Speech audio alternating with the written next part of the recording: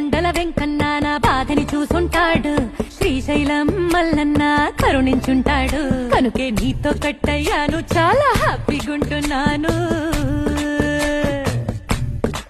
నువ్వింత హార్షగా మాట్లాడాలా, heart hurt అయిపోయేలా. ఏ తప్పు చెయ్యకుండా భూమిద ఎవరైనా ఉంటారా? నీ తప్పులు ఒకటా రెండా చిత్రగుప్తుడి చిట్టాలా.